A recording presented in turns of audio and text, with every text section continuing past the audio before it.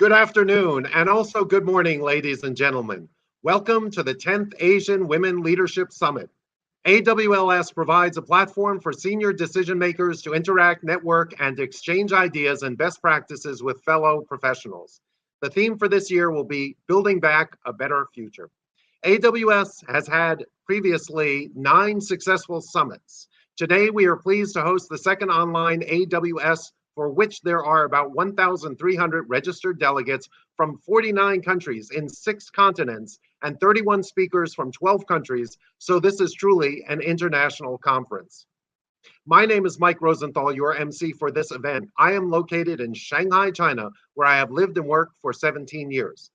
The United Nations Entity for Gender Equality and the Empowerment of Women, known as UN Women, has adopted Women in Leadership Achieving an Equal Future in a COVID-19 World as its theme for 2021. The theme celebrates the tremendous efforts by women around the world in shaping a more equal future and recovery from the COVID-19 pandemic.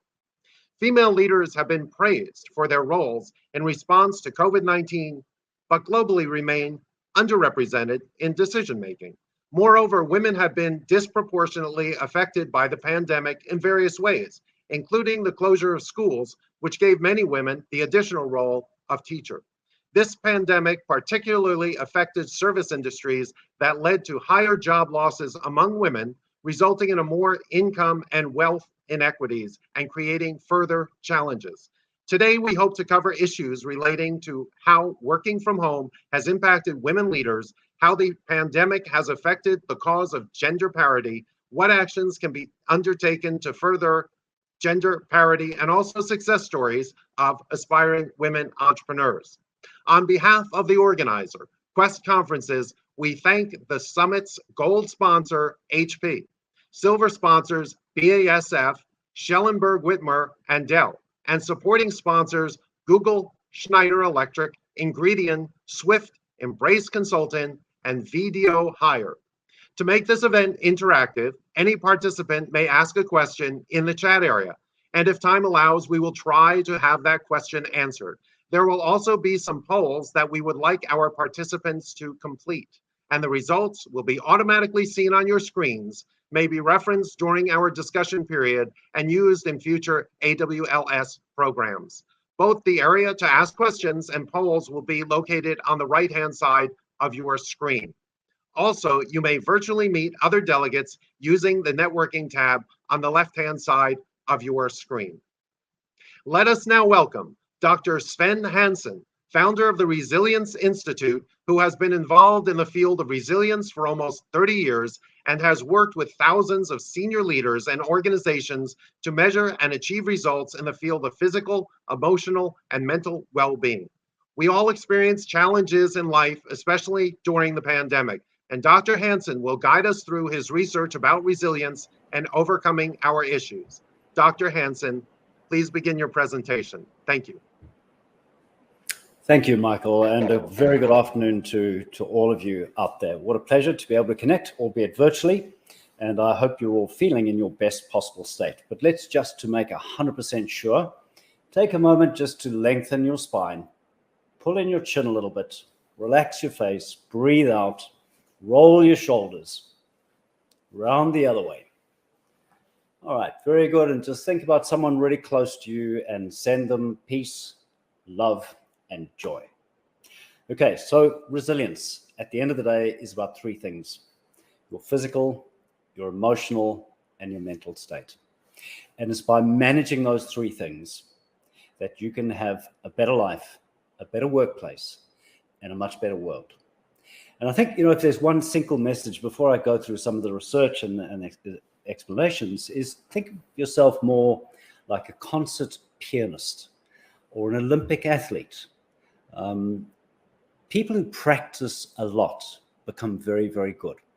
And I think that for me in business is one of our biggest challenges. We don't think about practice.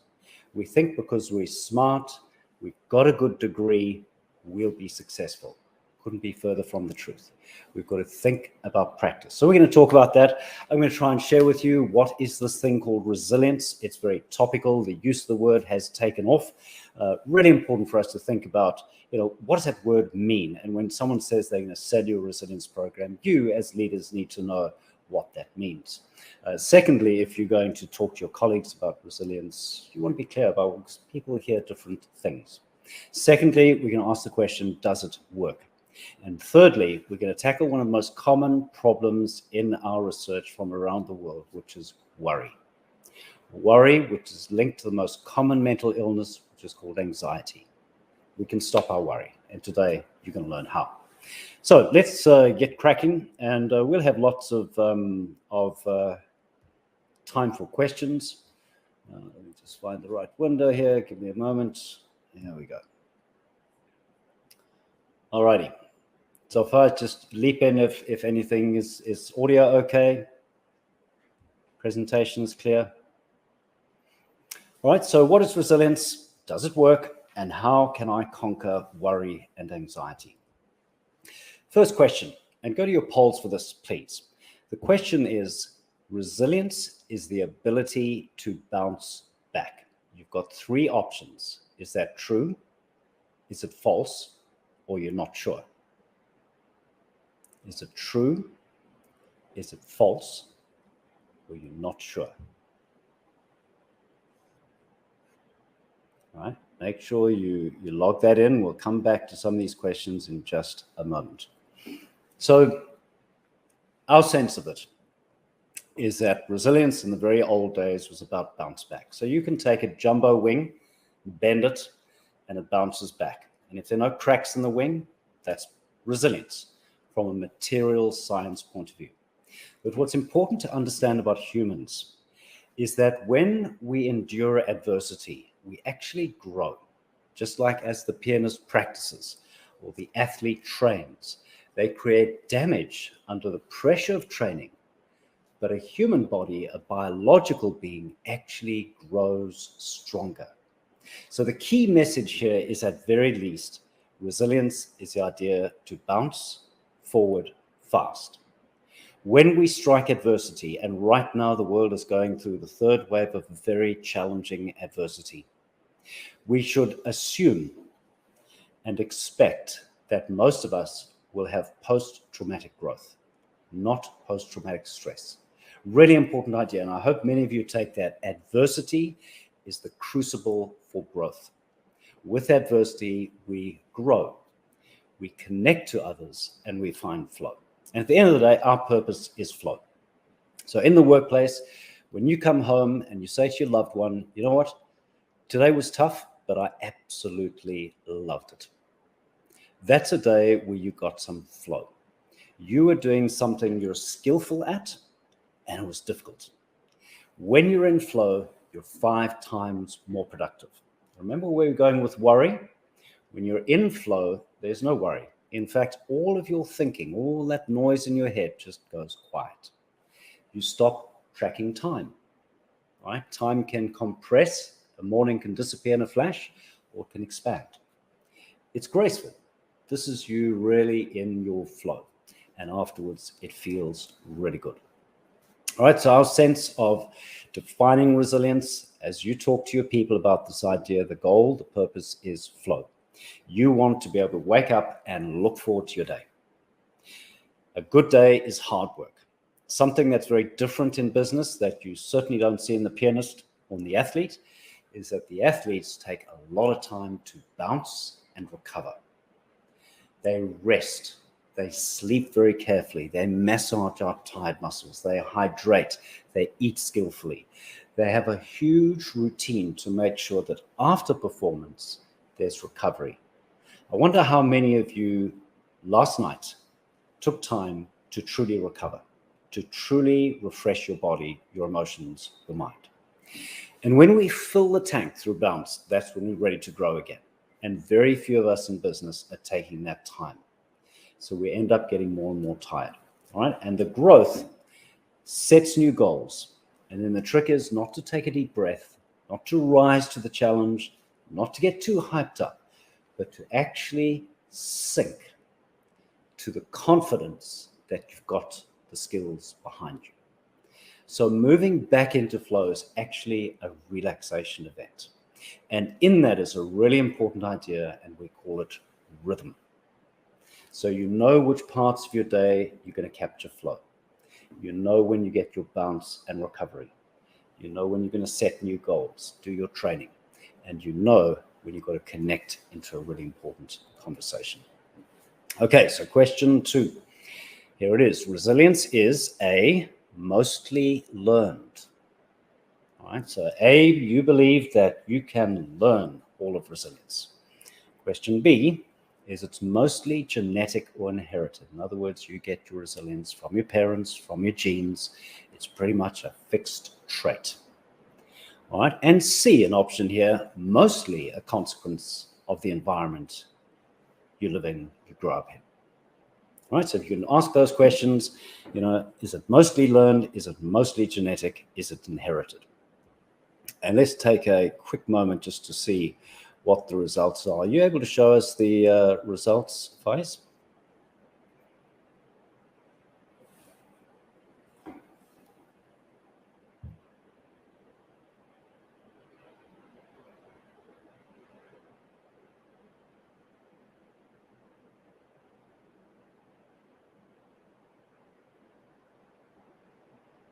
I can see lots of people putting down C's and A's. All right, so we'll go straight back into the main presentation.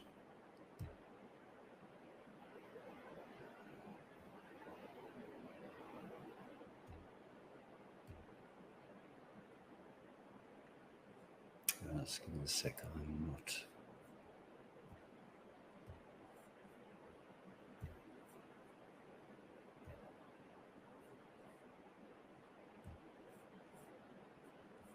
You guys still seeing my screen?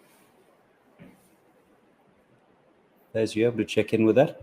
It looks like I'm unable to share it. No, it looks like we got it. All right, just stop me if it's not. All right, so resilience is a learned ability. Now, this is something that's been argued long and hard for 50 years, but pretty much everyone in the field would argue the case that resilience is learned. We thought our genes did a lot. We thought we had 100,000 useful genes. It turns out we only have 20,000 useful genes, and only 1 to 2% of those genes do any work. The rest of who you are comes from your environment and the way you interact with your world, the way you train, the way you practice, the way you play, who you work with, who you love. All right, so the 4 parts to bounce forward fast in adversity, to grow physical, emotional, mental capabilities, connect with yourself, with others, and with nature, and to discover that 5 times productivity of flow. All right, so we try to build something that's evidence-based, integral, and practical. At the end of the day, it's all about altitude. There are some days you wake up and you say, oh yeah, I love it. This day for me is working. And there are other days you feel like death warmed up. You really want to climb back under the pillow and hope that the day goes away. That's what we term altitude. As a leader, you have 4 key requirements. The first question is what we term insight or self-awareness. Do you know where you are on that spiral? 2, if you've had a bad night, kids have been a problem, late for work, you've got a really important meeting, you're feeling anxious and fearful. Can you get from fear up to trust and confidence and emotional intelligence in 5 minutes as you walk from the bus to the office? That's mastery.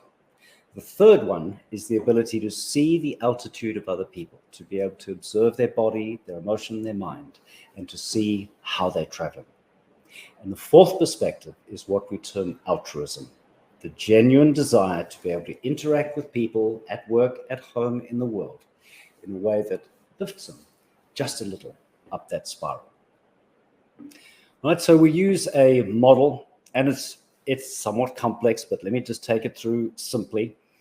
At our foundation, if we start with bounce is in essence the ability to know when we're going down the bottom half, when we're overloaded, we start to disengage, not paying attention, missing what people say, forgetting tasks, procrastinating, to starting to feel anxious, to maybe getting frustrated and angry, all the way to collapse. Right? This is the journey of how your resilience fails. It's normal, It's natural. It's been happening in biology for billions of years. All right? The trick with bounce is to be able to see this, to know when you're doing too much, when you're multitasking. I wonder how many of you right now are playing on your phones or looking at another email. When you're disengaging, we know that 46% of the time, professionals are actually disengaged. We think we're paying attention, but in fact, we're not. And then we get the flight reaction, which is avoidance, anxiety, normal, natural. If we don't resolve it, if we don't get back to secure, that fear can become generalized anxiety disorder. Likewise, if we can't run away, sometimes we feel like you've got to fight out of something. You get angry, get frustrated, feel resentment, you blame someone. And that's the fight reaction. And if we don't resolve that, we become hostile. And then collapse is the kind of give up, submit, withdraw reaction, which is called the freeze reaction. So in bounce, step 1, know how your resilience fails. Step 2, know how to quickly bounce. What do you need to do? Connect and collapse. Be kind in attack. Be calm. Seek safety in avoid. Learn to create space. Remember the bounce module, the rhythm, and not to overload yourself.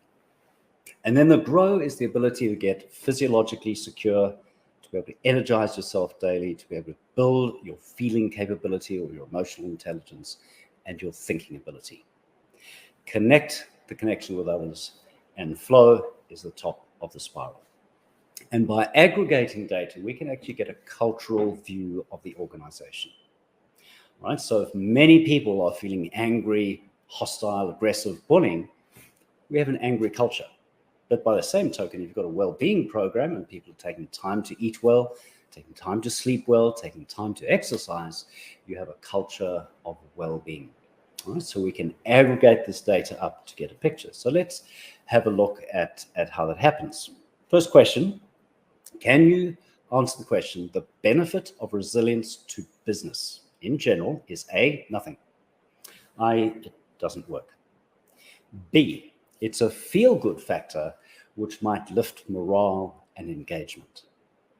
And C, it has strong positive return on investment. In other words, if you put a resilience program in, you're actually going to get not just morale and engagement, but you actually can get a positive financial return on investment. Right? 3 really important questions, because people are without a doubt going to be knocking on your door about this idea. So what do we get quickly? This is a group of entrepreneurs. They are leaders of small businesses across New Zealand. We've been doing this program 20 years now. This group was 115 who went through in small groups like this, and measuring them on that spiral, we do a pre-assessment. They go through our training, and we do a post-assessment. We ask the question, well, from before to the end, what changed? And what you can see in this group of leaders is 44% less depression symptoms, 54% less distress, anxiety, 55% less vulnerable, 67% less confused, 66% more physical well-being, 48% more emotional intelligence, 52% mind. These are big changes. All right, so this is a program with a number of sessions with us. It also involves coaching, and it has digital support. So these guys are making a real change in their lives, and you can imagine as each of these go back to that business, what the downstream effect is for the people who work for them. Right? We estimate that this group over the year 2018 was actually this group, they added $15 billion to the New Zealand economy. All right, and that's tens of thousands of jobs. So it's important, right? And it's a little message in there. Resilience starts with the leader. We can take groups, and for example, so at the bottom there, you can see what we call the resilience ratio. It's essentially saying some people are going to be struggling, some people are going to be really strong. At the beginning for this group, their average score was 1.74 strengths for every risk. Over the period of 9 months, they got their resilience ratio up to 2.52. That's a 44.8% improvement. And you can see how much the strengths, or the green, has improved from the pre to the post. And you can see which particular strengths improved and which risks reduced. Okay, so that's the kind of data you can do, and you can see it quite consistently. It works. Another one, you may be sitting and asking the question, so which one should I focus on? Should I eat a better diet? Should I sleep? Should I take my supplements? Well, it proves that those are very rarely in the top 10. What we do here is we take roughly 10 to 20,000 people every year, sample of leaders doing this sort of program, and we look at how the top 10% answer the questions as compared to the bottom 10%. And what you can see there is the top 10% tick the I'm calm and present 96% of the time in the very often, nearly always category. Whereas if you're in the bottom 10% of resilience, you only tick that box 6% of the time. That is a huge difference. Over COVID, presence has shot up 3 points. Right, so there's one thing that you might take away from this to actually do is to ask yourself the question, am I present? Am I 100% present to what's happening right now? If you are, resilience, your life, your work is improving. Fulfillment and focus have been in the top 3 for many, many years now. Bounce has come up a lot over the COVID period. It gives you an idea, right? We don't see the sleep, we don't see the exercise, we don't see the nutrition, but we see many of these mental factors. And if we ask the other question, so what are the risks? What are the things you should really be concerned about? You can see in the top 10%, only 2% of people tick worry, often, nearly always. Sorry, very often or nearly always. That's almost nothing. Rumination, which is thinking about the past, the top 10% never do that. Right? Whereas if you're in the bottom 10%, there's a lot of worry going on. There's a lot of fatigue. There's a lot of self-critical. Resilient people find a way to manage that. And that's one of the reasons we're going to tackle worry in a moment. And we can do some really fun things comparing different countries and looking at different age groups and genders, which can be really interesting from an organization point of view.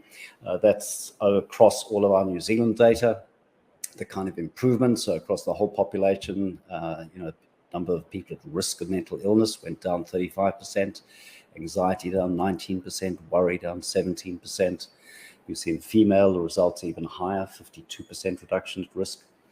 And the under 30s had the highest reduction of all. And then we can see, look very specifically what actually changes with people.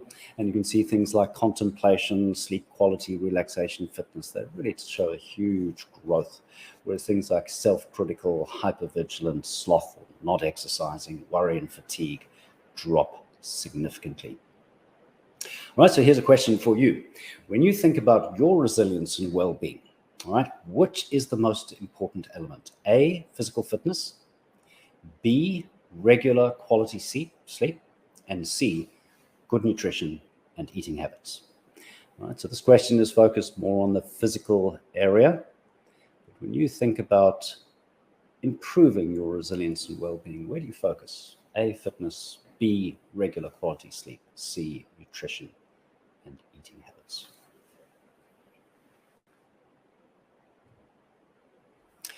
Alrighty, and I guess the answer to this is that it's not one thing. And I think just before we move into the worry module, just to make the point that at the end of the day, there are ways to live. Each one of us is different.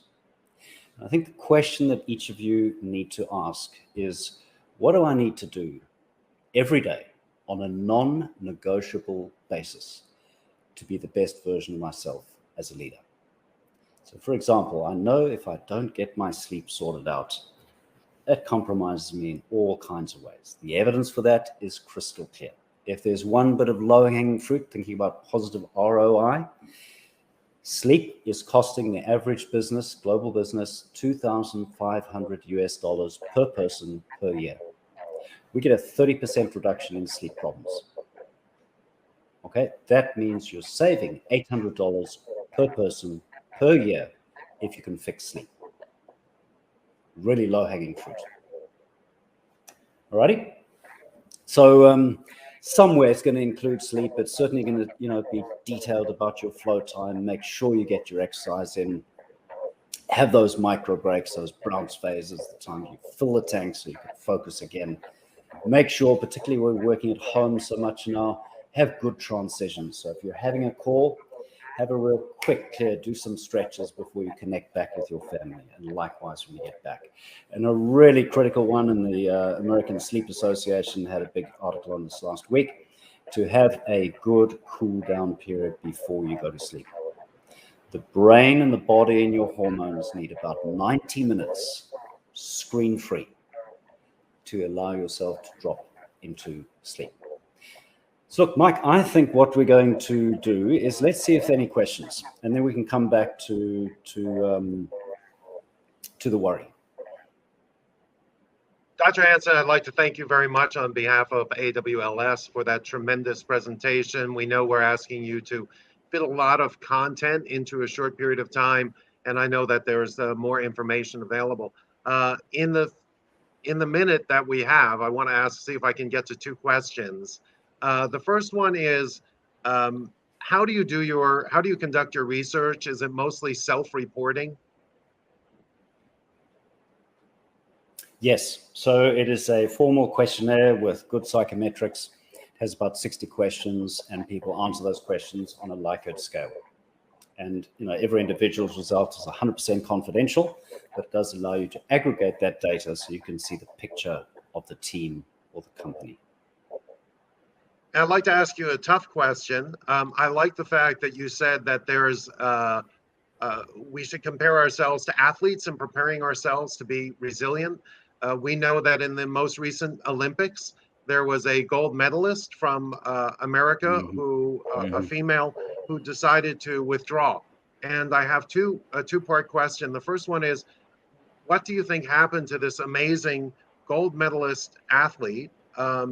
What would you perceive would be the issue? And number two, the press and the people covered this in two very different ways in terms of their perspective. How do you perceive the way that people see others and their resilience? So it's a two-part question. If you could quickly answer that, would be great. Yeah, I think it's a very unique situation. So the work that Simone Biles is doing is extreme. It's very, very hard. Right? It is really, really, it's the sort of stuff that would break us every day. So I think we have to be conscious that many athletes, to be able to succeed on a world stage, are doing some very painful training. It's repetitive, it's tough, it's competitive, and people can be really nasty. So it is a tough world, right? And I think it is also important that each athlete can choose to opt out. Now, we would love to see our athletes show resilience. We want to see them bounce, and it was good to see Simone Biles coming back. We want to show them to be connected, that we want them to be our heroes. But the pressure is absolutely huge. So I think all of us can feel some empathy for what she might do. But the truth is, if you want to step up to the world stage like that, you're going to have to do your resilience practices. And I suspect she didn't do her bounce adequately.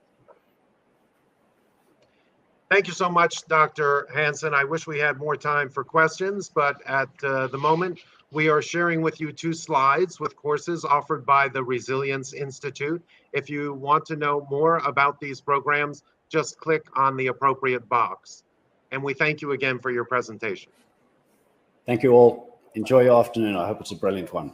Appreciate the time.